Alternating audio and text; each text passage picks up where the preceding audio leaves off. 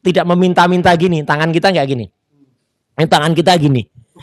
Desak ya, kita tuh mendesak karena memang ada beberapa pelanggaran yang sangat krusial. Meskipun nanti secara hukum tentu sudah ada suhu-suhu ya. Bukan suhu badan tapi suhu tuh apa guru-guru ada Pak Ugro, ada juga Pak Refli. Tapi saya ingin menjalankan prinsipnya dulu. Jadi kita itu tidak meminta-minta gini, tangan kita nggak gini. Tangan kita gini. Desak ya, kita tuh mendesak karena memang ada beberapa pelanggaran yang sangat krusial, yang sangat fatal yang sudah terjadi. Misalnya apa? Menyelesaikan perkara itu kan ada batas waktunya. Saya soal aturannya detail pasal berapa nanti biar beliau-beliau yang menyampaikan. Tapi saya sendiri merasa betul bahwa sebagai orang yang patuh menjalani hukum, ya gitu, patuh menjalani semua proses, ini kayak dikerjain gitu loh. Iya kan gitu. Kita tertib, ikut suruh wajib lapor. Besok ke berapa kali, Pak? Besok ke 25 kali. Wow. Lah kan berarti kan kalikan seminggu satu itu sudah berapa minggu itu? 25 minggu itu. Setengah tahun ya, Pak? Makanya kan sudah lama banget ya. Memang ada awal-awal tuh yang 2 kali seminggu. Jadi tidak komplit setengah tahun. Tapi artinya ini sebuah perlakuan yang sangat-sangat pelanggaran HAM ya gitu, melanggar HAM. Karena apa? Karena terus gak bisa apa-apa kita. Ya kan gitu. Terus kemudian kita mau melakukan seperti kemarin. Ada soal ada soal kecelakaan kereta api, ya kan gitu. Argo Bromo menabrak komuter lain, ya. Ya, saya kemudian menulis analisis telematika.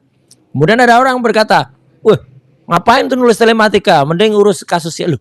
Justru ini sebenarnya kan kita itu kemampuan kita kan banyak gitu loh. Kita bisa memberikan sesuatu yang bermanfaat bagi masyarakat, ya, tapi gara-gara harus menyelesaikan kasus ini. Yang kasus ini sebenarnya ijazah ini kan sudah jelas palsu gitu, 99,9% palsu. Bahkan kemarin di Rakyat Bersuara katanya ada Mak Lampir yang saya masuknya jadinya dari samping aja dulu pernah kuliah pengantar ilmu hukum 1 dan 2. Itu ada ngerti aja dulu pernah kuliah pengantar ilmu hukum 1 dan 2. Itu ada ngerti bahwa kreativitas orang itu banyak gitu loh untuk melakukan itu. Jadi itulah gunanya ada lawyer, gunanya ada jaksa nanti, gunanya juga ada hakim, itu nanti untuk memilih opsi-opsi mana yang terbaik gitu loh. Dan tidak cuman hanya 2 kata itu aja, RJ dan Prapit. Ya RJ harus minta maaf. Bukan hanya begitu. Jadi bukan hanya itu Ferguson ya. Itu loh. Jadi banyak yang kita lakukan. Kira-kira itu sebagai pembukaan, Mas. Jadi kita tetap kreatif untuk menentukan karena kan nasibnya nasib kita. Dan sekali lagi kenapa harus dikejar-kejar untuk di pengadilan? Yang pengadilannya nggak jelas. Pengadilan apa dulu? Ya kalau pengadilannya itu pengadilan untuk ijazah palsu, oke. Tapi kalau pengadilannya hanya untuk mengejar fitnah dan pencemaran nama baik, itu aja udah salah. Kata Pak Ugro kemarin, dan itu jelas banget. Itu pun nggak bisa digabung, fitnah dan pencemaran nama baik itu. Itu. Jadi pokoknya kita lawan. Karena itu terbalik ya. Iya, kita lawan terus ya. Yang tadi juga di CNN kebetulan ada juga lagi-lagi relawan. Udah ada relawan tuh nggak usah diundang sama TV lah. Gitu loh. Ya bikin sebel aja dan itu merusak bangsa Indonesia. Karena mereka selalu membuat narasi-narasi untuk pembelahan. Gitu loh. Jadi sudah parah itu. Itu, Mas. Oke. Ini saya disuruh-suruh terus oleh Roy Suryo Channel ini. Ganti mic-nya, cabut ini, cabut itu. Nah, ya kan? Enggak apa-apa, ini kan live jadi. Berarti cabut itu langkah lanjut dari beku. Oke. Dibekukan dulu. Iya, tadi mic yang di bawah ada pembekuan. Oh iya, mati ya. Iya, ada pembekuan fungsinya. Jadi dicabut dia. Melalui penetapan pengadilan apa saya nggak tahu ini pembekuan yang ini. Oke, jadi salah ya kalau dibilang minta-minta mengemis. Tidak ada. Ya, mungkin saya sebelum nanti Pak Ugro yang jelaskan tentang hukumnya, mungkin saya mau tanya ke Bang Refli Harun dulu nih. Prof. Refli Harun, bagaimana sih kuasa hukum Troya, Tifa and Roy Advocates ya, bukan apokat ya? Apokat tuh ya. Itu ada termul yang semalam di Rakyat Bersuara ketahuan bohongnya. Ya. Bikin deskripsi di konten, catatan termul itu ya. Catatan termul. Ya, ternyata dia nulis ini adalah untuk pengacara dan apokat. Apokat, APOKAT. APOKAT itu dia kata itu yang nulis anu saya, admin saya. Admin. Alah, apa-apa kalau salahkan itu kayak orang ketangkep bawa narkoba. Siapa tahu dia bawa ya. Waduh, saya nggak tahu. Ya, terus setelah ketangkep, kemudian oh ini milik admin gitu loh. Udah parah lah pokoknya. Saya kemarin tahu ya catatan yang salah nulis apokat dan dihapus. Catatan parah ya. Janganlah kita terbiasa kalau ada kesalahan kita menyalahkan orang lain. Memang kalau itu kita salah kita akui saja secara jantan gentleman. Oh ya maaf, saya tidak tahu cara menulis kata advokat. Jadi saya tulisnya apokat. Iya, dan itu pelanggaran bahasa Indonesia menurut saya ya. Oke, Bang Refli, bagaimana langkah selanjutnya dari tim hukum Troya mengenai SP3 tadi yang dikatakan? Apakah memang akan menempuh jalur-jalur seperti kekejaksaan kemarin atau apa lagi? Silakan. Iya, saya harus menjelaskannya pelan-pelan ya. Pertama ini di tempat sendiri kan, tidak dikejar-kejar jam tayang. Beda kalau di CNN atau di iNews ya. Cepat ya kan. Nah, jadi gini. Pertama-tama kita harus meluruskan dulu terminologi yang kita pakai. Kita tidak meminta SP3 ya. Tidak meminta surat perintah penghentian penyidikan. Tetapi kita mendesak, kita ganti bahasanya, kita mendesak agar kasus ini dihentikan, ya, kasus ini tidak diteruskan ke dalam meja persidangan. Kenapa? Karena sejak awal sudah terjadi pelanggaran-pelanggaran hukum terhadap proses penyelidikan dan penyidikan kasus ini. Di awal terjadi pelanggaran tentang Undang-Undang Perlindungan Saksi dan Korban, Undang-Undang 31 tahun 2014. Seharusnya baik Mas Roy maupun Dr. Tifa yang sudah diterima sebagai calon saksi dari kasus penggunaan ijazah palsu atau dokumen palsu yang diadukan oleh TPUA dan diproses pada bulan April, padahal diadukannya pada bulan Desember 2024, tapi baru diproses April 2025 karena ada Pak Jokowi yang mau mengadu, ya kan? Kira-kira itu disesuaikan. Harusnya tidak bisa diproses terlebih dulu sebelum kasus yang dilaporkan itu berkekuatan hukum tetap, inkrah. Atau paling tidak ya dihentikan proses penyelidikan dan penyidikannya. Nah, dari situ kita lihat bahwa Mas Roy ini dilaporkan pada tanggal 30 April bersama dengan 13 lainnya, termasuk host ini kan. Nah, ya. Dan itu sudah diproses langsung pada tanggal 30 April. Padahal kasus yang dilaporkan itu belum selesai. Baru pada tanggal 22 Mei dihentikan dengan press conference-nya Johandani atau Brigjen Johandani. Jadi dari situ saja sudah melanggar. Pelapor, saksi, saksi korban tidak boleh dituntut secara perdata dan pidana terhadap apa yang mau dilaporkan atau diberikan kesaksian. Ya kan? Beritahu nggak Bang, siapa pelapor tersebut? Joko Widodo kan? Bukan pelapor yang Desember 2024. Oh, pelapor itu TPUA. TPUA banyak semuanya. Ada di situ ada Egy Sujana. Ya, ini ada permintaan saksinya. Ada Damai Hari Lubis, ya kan? Damai Hari Lubis, Rizal Fadila, kemudian Kurnia Tri Royani, kemudian Rustam Effendi. Itu semua orang-orang TPUA karena yang mengadukan itu adalah organisasi TPUA yang diwakili Egy Sujana, tetapi dalam pemberian keterangan-keterangan tambahan atau bukti-bukti tambahan itu dilakukan oleh Rizal Fadila. Itu jadi dia back and forth ke Mabes Polri untuk menambahkan. Nah, termasuk tadi rencana untuk menjadikan Mas Roy dan Dr. Tifa sebagai saksi, gitu. Udah direncanakan. Nah, K1. Tetapi ternyata tidak dihormati Undang-Undang Perlindungan Saksi dan Korban itu.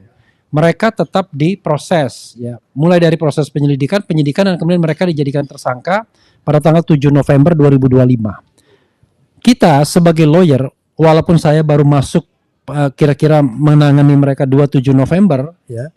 Suratnya ditandatangani 26 November, lalu tetapi secara aktual 27 November. Tentu kalau kita membela klien, yang pertama kali harus kita lakukan adalah bagaimana memenangkan, menyelamatkan klien, ya kan? Jadi klien the first, ya kan? Jadi client interest is the first one. Nah, interest klien kita tanyakan, ya tentu rata-rata klien ingin dibebaskan dari kasus yang membuat dia menjadi tersangka, kan begitu. Bodoh sekali kalau misalnya Mas Roy menginginkan, udah saya disidang aja, nggak mungkin. Menyerahkan kepalanya untuk disidang, nggak mungkin. Lalu kemudian pakai baju tahanan, nggak mungkin. Lalu kemudian ada potensi ditahan, nggak mungkin. Apalagi sidangnya berlarut-larut sampai 6 bulan, 9 bulan, dan lain sebagainya. Jadi dari situ, maka kita berusaha melakukan pembelaan sejak awal. Mulai dari proses pelaporan, sampai sekarang proses penersangkaan yang belum juga, mudah-mudahan tidak berlanjut ke persidangan.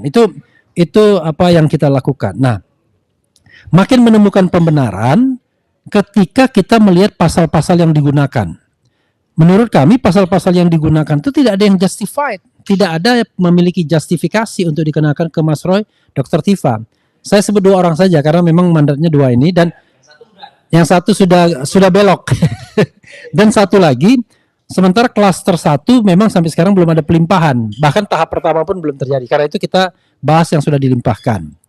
Jadi kita melihat bahwa proses penyidikan secara formil bermasalah, kemudian materinya atau substansinya juga bermasalah. Nah, itu saya sampaikan pada tanggal 15 Desember 2025 pada gelar perkara khusus. Jadi saya sampaikan bahwa pasal 310 KUHP yang kita masih pakai yang lama dulu ya, nggak bisa diterapkan karena dokumen itu adalah dokumen publik, dan untuk kepentingan publik, for the name of public interest, tidak boleh kemudian dipidanakan. Itu jelas. Pasal 311 tentang fitnah tidak boleh dikenakan karena harus dibuktikan terlebih dahulu apakah memang ijazahnya itu asli atau palsu. Bagaimana dikatakan fitnah kalau sampai sekarang kita masih berdebat asli dan palsunya? Mestinya ada pengadilan petun, misalnya pengadilan tata usaha negara atau pengadilan perdata atau bahkan pengadilan pidana yang menersangkakan dan mendakwa serta menuntut, memvonis Jokowi sebagai orang yang diduga menggunakan itu, atau pihak lain, ya kan? Pihak lain juga nggak apa-apa yang menggunakan, bisa jadi pihak lain, misalnya KPU misalnya, dan itu terbukti bahwa itu ijazah palsu, maka sebenarnya kasus Mas Roy itu harus di hold dulu, di stop dulu untuk pembuktian itu. Nah, mungkin bisa saja dari sini kita ilham, yaudahlah kita pidanakan aja KPU karena sudah menggunakan ijazah palsu, kan bisa, misalnya begitu, ya kan? Nanti ada pembuktiannya di sana. Ini baru ide malam ini, walaupun itu lanjutan dari Pak Ugro sebenarnya ya. Nah, karena itu kita lakukan itu. Dan terakhir ini makin menemukan pembenarannya ketika kita melihat aturan formilnya dilanggar luar biasa, yaitu seharusnya P19 berkas yang dikembalikan itu harus disampaikan lagi pada Kejaksaan Tinggi DKI dalam hal ini dalam jangka waktu 14 hari. Dan ini lewatnya nggak tanggung-tanggung, 70 hari lewatnya, karena kita hitung misalnya dikembalikan itu pada tanggal 26 Januari, karena dia bilang pada hari ke-13. Pada hari ke-13 setelah 13 Januari kan 26 Januari, which is ulang tahun saya kan. Nah, dari 26 Januari sampai ke tanggal 21 April, itu kita belum menemukan konfirmasi bahwa itu sudah diterima. Let's say tanggal 22 April. Maka saya menghitung ya 85 hari kurang lebih. Berarti kan lewatnya 70 hari lebih.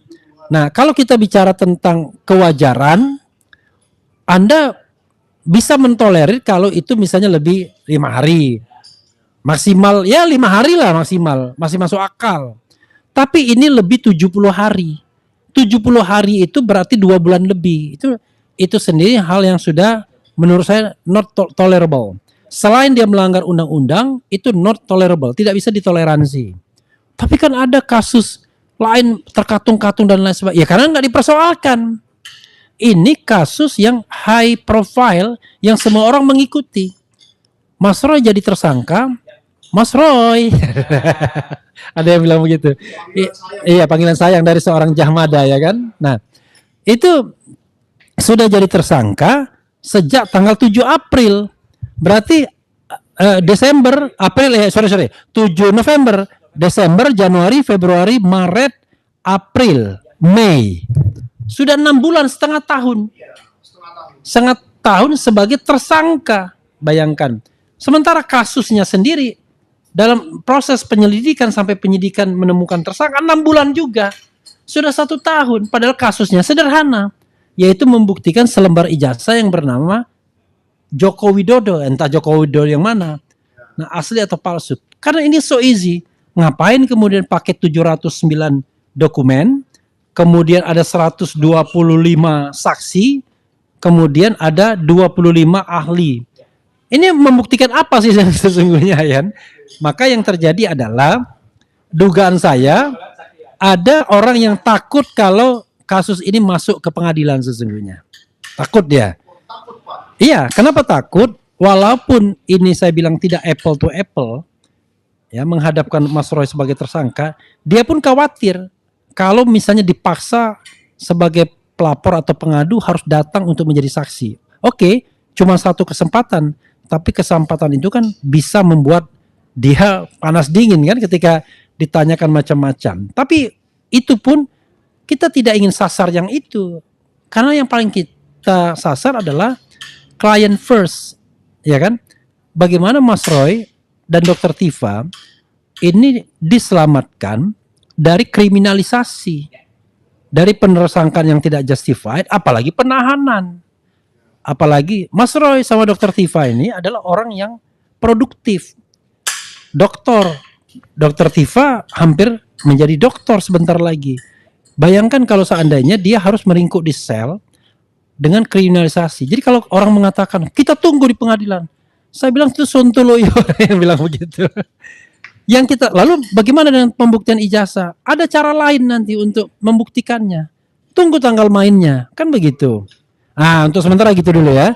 Nanti saya akan lengkapi lagi setelah Pak Ugro dan Mas Roy. Silakan. Nah, kita ini udah muter-muter tapi nggak apa-apa. Cukup panjang kok, tenang saja. Kabelnya panjang. Ya ini saya barusan dikasih oleh Pak Roy ini ijazah yang sudah sobek-sobek ini ya. Karena sudah setahun berada di mapnya Pak Roy.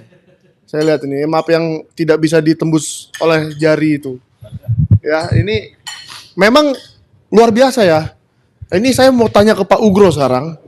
Bagaimana tadi kata Bang Refli menetapkan tersangka itu butuh setengah tahun. Lalu sekarang dari wajib lapor sampai ke kejaksaan butuh setengah tahun. Tersangka sampai ke pelimpahan tahap 2 ya. Butuh setengah tahun. Apakah memang kepolisian itu ritme kerjanya seperti itu, Pak? Setengah tahun dan setengah tahun. Dan apa kira-kira SP3 ini kalau ditunggu atau gimana setengah tahun lagi gitu, Pak? Silakan. Iya, sidang berapa tahun lagi, Pak? Sidangnya, Pak? Iya, saya katakan sebagai kunci saja. Ini kan ada laporan polisi, ya kan? Kemudian diproses entah waktunya berapa lama. Kemudian di tengah perjalanan muncul RJ, Restoratif Justice, keadilan restoratif. Nah, sekarang mulai debat nih. Inisiatif Restoratif Justice ini datang dari siapa? Ya kan? Menggunakan aturan mana, peraturan mana, undang-undang mana dipakai? Ya kan? Karena Restoratif Justice ini datang dari terlapor. Terlapor mungkin ditawari sama penyidik. Atau terlapor mengajukan surat untuk minta Restoratif Justice. Gitu loh. Kemudian menggunakan dasar mana nih? Kitab Undang-Undang Hukum Acara Pidana yang baru, Undang-Undang Nomor 20 Tahun 2025, atau menggunakan KUHAP yang lama, Undang-Undang Nomor 8 Tahun 81. Ya kan? Ini menarik karena ini masa transisi. Ya. Kalau penjelasan dari Pak Jamada Girsang atau Zakir atau Pak Firman disampaikan juga bahwa ini tetap berpedoman pada pasal 361 huruf A hukum acara pidana yang baru ya. Nah, tapi restoratif justice di hukum acara pidana yang baru itu tidak diakomodir. Ya. Sebelum KUHAP yang baru lahir itu memang ada peraturan kepolisian nomor 8 tahun 2021. Nah, peraturan kepolisian nomor 8 tahun 2021 itu bunyinya tentang penyidikan tindak pidana berkaitan dengan keadilan restoratif. Nah, kalau sudah dinyatakan restoratif justice, ya kan, pedomannya pakai peraturan kepolisian tadi, nomor 8 tahun 2021 atau pakai pasal 79 80 81 82 83 84 di hukum acara pidana yang baru, ya kan? Tapi inti restoratif justice berdasarkan peraturan kepolisian nomor 8 tahun 2021 dan undang-undang hukum acara pidana yang baru tadi pasal 79 sampai 84 intinya sama, ya. Di situ waktunya lebih jelas diatur dalam hukum acara pidana baru.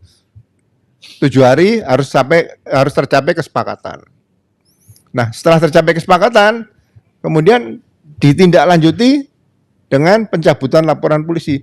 Jadi begitu melaksanakan restoratif justice, itu semua yang pelapor, terlapor, penasihat hukum, penyidik pembantu, itu hadir. Pelapor dan terlapor akan mendapat surat panggilan untuk melaksanakan restoratif justice. Nah, ditemukan di situ. Izin Pak, saya kan salah satu terlapor. Ya, seharusnya dipanggil semua, karena nanti akhirnya ilegal dong. Ya. Kayak semalam kita bilang, nambah lagi nih. Ya, jadi harus ada semacam konfrontasi, berita acara konfrontasi. Biasanya seperti itu. Semua hadir. Nah, setelah tercapai kesepakatan, ditandatangani, dipenuhi semua kewajiban-kewajiban di situ, kemudian pelapor akan mencabut laporan polisinya. Setelah dicabut, langsung diterbitkan surat perintah penghentian penyidikan. Nah, dalam tempo 3 hari harus diserahkan kepada jaksa penuntut umum dan dimintakan penetapan ke pengadilan. Jadi waktunya 10 hari di situ. Ini kan memberikan edukasi pada masyarakat supaya namanya restoratif justice seperti itu, ya. Tapi seperti yang dikatakan Pak Jamada Girsang bahwa RJ tadi menggunakan peraturan kepolisian. Jadi yang dicabut satu persatu, saya bilang mana bisa dalam satu laporan polisi terlapornya dicabut satu persatu. Di Perpol tidak diatur. Biasanya kalau sudah RJ terbit juga SP3, karena saya juga pernah menangani kasus seperti RJ tadi di salah satu Polda di Pulau Jawa ini. Langsung dihentikan di situ. Kalau ada seseorang yang meminta restoratif justice, kemudian perkara disidangkan, ya orang tidak ada yang mau. Ngapain saya harus restoratif justice biar disidang pengadilan kan seperti itu, ya. Nah, ini yang mungkin harus dipahami masyarakat. Yang kedua, SP3, surat perintah penghentian penyidikan. Surat perintah penghentian penyidikan itu berdasarkan pasal 24 ayat 2 itu ada 10 alasan. Nah, alasan yang nomor 7 dan nomor 8 itu hampir bersamaan. Misalnya gini, nomor 7 itu penghentian penyidikan bisa dilakukan dengan pencabutan pengaduan oleh pelapor di situ. Tapi nomor 8, penghentian penyidikan bisa dilakukan dengan tercapainya penyelesaian perkara melalui keadilan restoratif. Nah, waktu ada di Rakyat Bersuara dikatakan bahwa itu kan delik aduan. Delik aduan itu bisa dicabut 3 bulan setelah laporan polisi. Jadi yang menyatakan bahwa RJ kemarin adalah berdasarkan delik aduan itu udah nggak masuk di situ lagi. Itu oh ya, Bu, siapa itu? Bu? Ya, susah nama ya. Nah, ya jadi jadi RJ itu bisa diminta oleh terlapor atau keluarganya dan sebagainya. Tapi kalau SP3 itu tidak bisa diminta. SP3 itu adalah penyidik yang bisa memberhentikan penyidikan tersebut berdasarkan pasal 24 tadi. Alasan yang jelas 10 ya. Jadi jangan dibalik-balik, ada Pak Roy Suryo minta SP3. Itu haknya kewenangan penyidik. Situ. Misalkan saya dilaporkan tentang sesuatu, saya kirim surat ke penyidik, tolong saya minta SP3 gitu. Oh, nggak bisa. Kalau minta RJ masih bisa. Oke. Ya. Tapi minta SP3 nggak boleh. Nggak bisa. Jadi itu yang tadi masalah RJ dengan SP3. Nah, kemudian masalah penyidikan tadi kan, penyidikan itu dasarnya tetap saya baca hukum acara pidana yang baru sudah sangat kompleks, sudah sangat mendekati sempurna atau katakan sempurna lah. Jadi yang perlu diperhatikan dalam penyidikan adalah pasal 60, 61, 62 hukum acara pidana tadi. Waktunya sudah jelas. Ya kan? Apalagi kasus misalnya seperti ini kan masuk delik aduan ya, pencemaran nama baik atau fitnah. Itu menurut saya waktu untuk pemberkasan itu 2 bulan sudah cukup. Gitu. Jadi Setengah tahun ya Pak. nggak sampai lebih dari 2 bulan gitu loh. Jadi kasus yang paling sulit itu kalau tidak ada saksi, tidak ada korban, tidak ada rekaman kamera, kemudian tidak ada apa lagi barang bukti yang ditinggalkan di tempat kejadian, itu sulit. Tapi saya pengalaman waktu saya Kapolda Sumatera Utara, perampokan Bank CMP juga sama, TKP rusak, saksi tidak ada, korban 1 anggota BRIMOB meninggal dunia, ditembak mereka, kemudian senjatanya hilang. Nah, setelah kita analisa, biasanya dia lakukan analisa kriminal di situ. Ini nanti kalau terungkap pelakunya, barang buktinya apa? Nah, kita sepakati bersama adalah senjata M16 milik anggota BRIMOB yang mereka bawa kabur. Dan alhamdulillah di situ 43 hari sejak kejadian tanggal 18 Agustus 2010, saya bisa menemukan 11 orang pelakunya, 8 kontak senjata mati, 3 hidup. Dan barang buktinya M16 ketemu. Nah, itu pelakunya. Ya. Jadi sekali lagi dalam suatu penyidikan tindak pidana itu tetap filosofi kepolisian kita tahu semua lah. Fight a crime, memerangi kejahatan. Jadi peristiwa menggunakan ijazah palsu ini yang harusnya kita fokuskan di situ. Ya, jadi ijazah palsu ini menurut saya nih pribadi nih itu bisa saya identikan dengan samakanlah dengan gigi palsu bisa, ya kan? Terus tangan palsu bisa nih, atau kaki palsu bisa. Tapi kan digunakan, Pak. Ya, tapi kalau tidak digunakan nggak ada masalah. Yang bermasalah kalau digunakan. Jadi misalnya gigi palsu, kalau tidak digunakan untuk menggigit telinga nggak jadi tindak pidana. Kaki palsu kalau tidak dipakai untuk nendang nggak ada masalah. Atau tangan palsu kalau tidak dipakai untuk memukul nggak ada masalah. Jadi sekali lagi mari kita buktikan barang siapa melakukan satu perbuatannya. Jadi jangan mengarah pada oh ini tersangkanya ini harus ditahan dan sebagainya. Jadi harus kembali pada filosofi kepolisian. Yang pertama adalah fight a crime, memerangi kejahatan, kemudian help delinquents, dan yang ketiga love humanity, cinta kepada kemanusiaan. Itu saja yang perlu kita sampaikan. Terima kasih. Tapi sedikit Pak, kedengeran kok apa-apa. Suara saya kencang. Soalnya ini kan, soalnya orang Batak itu saya orang Batak. Oh, itu orang Iya. Batak tapi sopan. Soalnya saya orang Batak tapi sopan Pak. Mengingatkan saya pada seseorang yang ngomong gitu. Oh jangan diingat-ingat Pak, ntar terkenal dia. Jadi saya luar biasa sekali saya dengar cerita Pak Ugro dalam 43 hari bisa menemukan perampok bank yang tidak ada saksi, ada anggota BRIMOB yang sudah meninggal di tempat, dan tidak ada kamera CCTV dan seterusnya. Kalau kita melihat ijazah ini, kan ijazahnya ada, lap 4-nya ada. Kira-kira butuh waktu berapa hari sih Pak? Ini kan orang-orang awam yang menonton kita ini nggak tahu proses di lap 4 Polri dan seterusnya. Mungkin ada antrian ratusan barang yang diperiksa dan seterusnya. Kira-kira kalau estimasi Bapak, kalau saya masukkan sebuah ijazah hari ini, berapa hari sih memeriksa itu Pak? Ya kalau dugaan ijazah palsu kan sudah digunakan, ya kan? Sudah digunakan berarti di mana digunakan itu salah satu fakta nih. KPU. Ya kemudian mungkin ada surat-surat yang lain yang bisa dibuktikan berkaitan dengan foto, misalnya tadi kan ada KTP, surat nikah, terus waktu ini kan harus dibuktikan nih, waktu misalnya pendidikan, tinggal di mana, kawannya siapa dan sebagainya, itu yang harus dibuktikan di situ. Sehingga analisa kriminal dalam pembuktian suatu peristiwa yang diduga pidana itu benar-benar diperlukan oleh para penyidik sehingga tidak harus fokus, tidak salah arah seperti itu. Ya. Jadi kurang lebih ya kalau yang dikatakan dugaan ijazah tadi, ijazah palsu ya, mungkin 3 bulan sudah bisa terungkap seperti itu. 3 bulan ya Pak? Ya. Oke. Luar biasa nih, kita hari ini belajar banyak dari Pak Ugro bahwa dalam 3 bulan harusnya terungkap. Saya lihat Bang Refli sudah mulai gelisah. Wah, harusnya 3 bulan nih, tapi ini sudah setahun. Iya Bang Refli, gimana Bang? Apakah Abang sudah semakin gerah bahwa ini tidak selesai kasus ini Bang? Ya. Begini, saya selalu menggunakan satu perspektif ya, paling gampang adalah good governance, clean government. Prinsip tata kelola pemerintahan yang baik. Prinsip-prinsip itu misalnya transparansi, akuntabilitas, objektif dan lain sebagainya. Nah itu ya, Kalau misalnya ada yang namanya public accountability, ya, atau public responsibility, seorang pejabat publik, apalagi mantan presiden seperti Jokowi, harusnya tidak boleh menghindar dari yang namanya kewajiban publik. Jadi public obligation. Semua kita punya kewajiban, tetapi kalau dia pejabat publik atau mantan pejabat publik, masih jadi pejabat publik sesungguhnya Dewan Pengawas dan Antara kan, maka sesungguhnya dia punya public accountability yang lebih besar.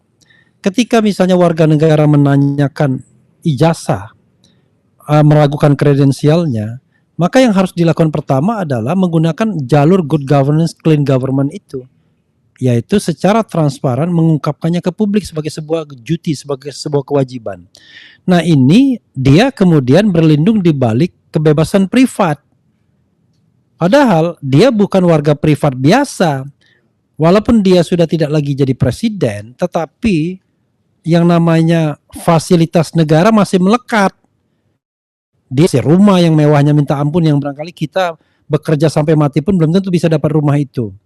Kemudian dia masih mendapatkan pensiun, masih mendapatkan pengawalan, masih mendapatkan segala fasilitas negara. Sehingga sesungguhnya kewajiban-kewajiban publik dia walaupun berkurang secara signifikan masih harus ada. Nah, kalau kita bicara yang namanya kewajiban publik, itu memang harus punya jiwa besar dan jiwa kenegarawan. Ketika diminta menunjukkan ijazahnya, ya tunjukkan saja seperti Obama kan. Ketika dia diragukan, dia perintahkan administrasi publik Amerika Serikat untuk membuka itu. Nah, kalau di negara maju seperti Amerika Serikat, administrasinya cepat beres kan. Kalau administrasi kita kan patut diragukan pengadministrasiannya, diragukan spokespersonnya yang mengatakan itu, apalagi kalau sudah dengan relasi kekuasaan. Sehingga dalam kasus ijazah ini, Pak Jokowi sudah gagal ya merebut kepercayaan publik sesungguhnya, dan sudah gagal melakukan kewajibannya dan berlindung di balik sesuatu yang privat, sesuatu yang personal. Padahal tidak boleh begitu. Nah, kalau dia misalnya dari awal memang punya ijazah asli yang dia akui asli dan sudah ditunjukkan di Polda Metro Jaya pada tanggal 15 Desember 2025 yang lalu, maka berdasarkan prinsip good governance, clean governance harusnya selesai. Cepat sekali selesainya. Seperti misalnya Hakim MK dia tunjukkan selesai. Tidak ada lagi, paling tidak Hakim MK tersebut berhasil memenuhi public satisfaction. Jadi dia memuaskan publik. Selesai. Dan Jokowi ini dengan dia menunggu nantilah pengadilan dan lain sebagainya, dia sesungguhnya sedang menunda-nunda masalah. Jadi dia bukan problem solver, dia justru creating problem day by day. Pertanyaannya adalah balik lagi pada prinsip itu. Kalau Anda berbelit-belit, tidak straight to the point, tidak transparan, tidak terbuka, tidak akuntabel, maka a big question, ada apa? Paling gampang adalah mengatakan kalau variabelnya cuma dua, asli dan palsu, maka dengan performa seperti ini, maka cenderung kita mengatakan palsu. Itu dari satu jurusan yang saya katakan 3 jurusan ya. Jurusan good governance, clean governance. Nah, jurusan kedua, come to document yang saya kemarin bilang di Rakyat Bersuara. Datanglah ke dokumen itu. Dokumennya kita lihat. Kalau di dalam dokumen ini sendiri sudah ada keraguan dan itu keraguannya itu sangat terlihat, kan begitu?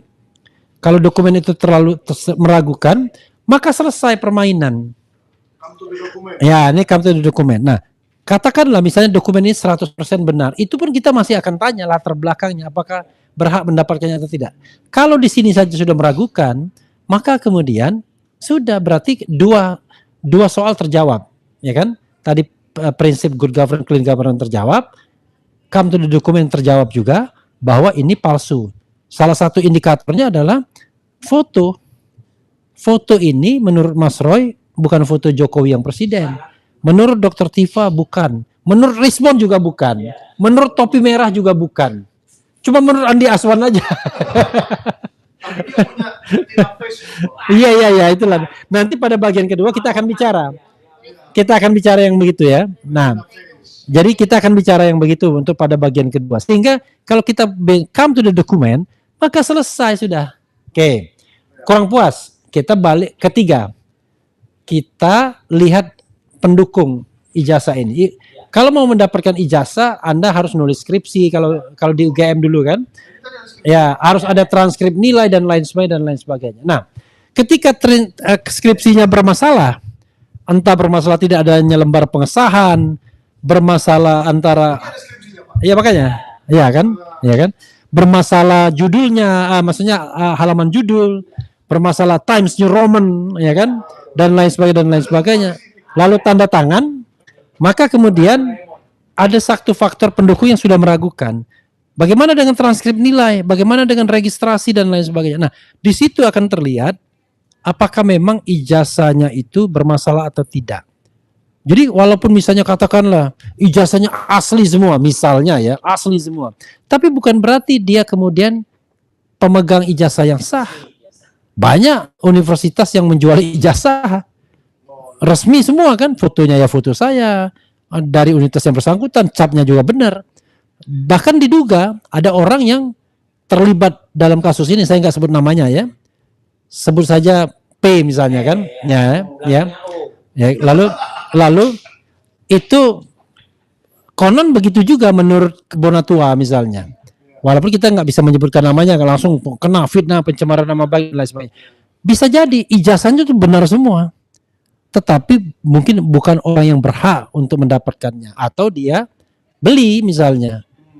Kan ada seorang bupati di sebuah daerah, jangan disebut daerahnya kan nanti marah. Ijazahnya palsu. Kalau asli saya jadi gubernur, bukan bupati. Tapi kita boleh, Pak. Kita sekarang karena sensitif.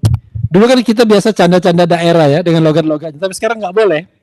Nanti tiba-tiba kan ini kan era pengaduan nih. Nanti diadukan, masyarakat ini mengadukan ini. Gara-gara bilang jin buang anak aja diadukan dan sampai di penjara, bayangkan. Nah, itu yang ingin saya sampaikan. Oke. Karena itu sekali lagi, kalau berdasarkan 3 prinsip itu, harusnya tidak perlu sampai ke pengadilan, tidak perlu sampai penersangkaan, tidak perlu sampai pelaporan. Ini bisa diselesaikan oleh Jokowi langsung. Tapi karena ijazahnya palsu, ya makanya dia perlu jalan yang belok begitu. Oke, itu yang saya sampaikan. Thank you. Nah, kita mau bahas 21 hari nggak di sini, Pak? Iya, nanti. Enggak. Makanya itu tuh untuk yang kedua ya, nanti jangan meninggalkan ini karena nanti ada bagian kedua yang kita membahas ada orang melecehkan profesi peneliti. Dan peneliti itu bagaikan kayak kebo dicokok hidungnya. Dan itu nanti ada kata kunci 21 hari. Nah, itu ini. Ya, jadi saya udah bikin judul tuh 21 hari. Iya. Nah, ini sebenarnya 21 hari. Oke, nanti. Ada cerita lucu sedikit tentang ijazah palsu. Iya, gimana Pak? Nyambung Mas Refli tadi, ya. Dulu saya kan Kapolda Sumatera Utara nih, ya. Gubernurnya ditanya masyarakat, Pak, aku dengar ijazah kau palsu, Pak. Gubernur tenang nggak marah. Untung masih ada yang palsu daripada kau nggak punya yang asli, ya kan? Jadi dipikir itu beli tas. Kalau nggak bisa beli tas asli, tas palsu buatan yang itu mereknya sama ya. Jadi ijazah juga itu, ya kan? Untung aku masih punya yang asli, yang palsu. Ya. Daripada kau nggak punya ijazah asli gitu loh. Tapi saya sebagai orang Sumut juga nih, orang Batak nih, Pak. Saya mau cerita tentang satu budaya di kampung kita di Sumut. Beli burjer, Pak. Burjer itu buruk-buruk Jerman. Jadi ya second. Baju-baju second tapi mahal-mahal dia. Ada yang merek apalah Prada lah, apalah segala macam ya kan, macam-macam tuh. Monjer lah itu. Ya Monja. Jadi itu nggak apa-apa, Pak. Tapi jangan ijazah. Kalau baju nggak apa-apa. Kalau baju tas nggak apa-apa. Iya. Nah, ini menarik nih. Jadi gini, selalu dalam diskusi atau dialog di podcast ya, sampaikan oleh pengacara Pak Jokowi kan, nanti beliau akan menunjukkan itu di pengadilan. Saya teringat pada Miranda warning, Mas. Ya kan? Miranda warning di Amerika itu adalah setiap tersangka itu berhak diam dan dia bisa mengajukan nanti di depan pengadilan. Tapi kalau pelapor di depan pengadilan kan aneh, ini kan bertentangan dengan Miranda warning tadi seperti itu ya. Jadi mohon hal-hal yang berkaitan dengan azas-azas dalam penegakan hukum ini dipedomani. Jadi seharusnya kalau pencemaran nama baik atau fitnah tadi berkaitan dengan ijazah, ya tunjukkan aja, Pak, ini ijazah saya legalisir, ini aslinya tunjukkan, bikin berita acara. Nah, nanti yang di situ pas dipanggil para terlapor ditunjukkan, ini loh yang kamu katakan palsu. Nah, di situ dibuktikan juga, Pak, saya punya bukti fakta-fakta bahwa ini palsu. Nah, di situ diadu. Jadi bukan hanya pencemaran nama baik atau fitnah yang diungkap, tapi pokok perkaranya pencemaran atau fitnah itu berkaitan dengan dugaan ijazah palsu. Nah, itu sekalian diungkap di situ seharusnya. Kalau kita cerita tentang persidangan yang seru, saya teringat dengan satu persidangan tentang kopi sianida. Itu berjilid-jilid, berepisode-episode, dan di situ ada dua peneliti yang bersaing, yaitu salah satunya di sebelah saya, Pak Roy, dan salah satunya yang udah di sono, Rismon. Jadi mungkin nggak Pak, rematch, terulang lagi pertandingan analisa telematika, ya, analisa telematika ini, karena kok dia nggak berani datang kemarin Pak. Saya lihat Bapak kemarin ini sudah upset tapi bukan offside ya, itu bill offside. Ini upset artinya kesal, udah jengkel. Iya. Oh, itu next episode ya. Episode ini kita akhiri dulu. Oh, kita akhiri dulu kalau gitu ya. Jadi episode yang sudah 41 menit ini tadi tentang RJ dan tentang SP3. Kita sudah simpulkan bahwa RJ itu bukan satu-satunya cara mendapatkan SP3. Cara untuk menuju ke SP3. Menghentikan sebuah kasus dan ujungnya SP3 dong, Pak. Kalau dihentikan kasusnya. Oh, salah. Jadi memang saya bukan ahli hukum ya. Yang ahli hukum bapak-bapak berdua ini. Tapi yang ahli telematika di sebelah saya. Intinya jangan lagi membuat narasi-narasi bahwa kita meminta SP3 ya. Karena Pak Roy tidak pernah minta itu. Iya. Minta tuh gini. Oh iya. Kita gini. Oke.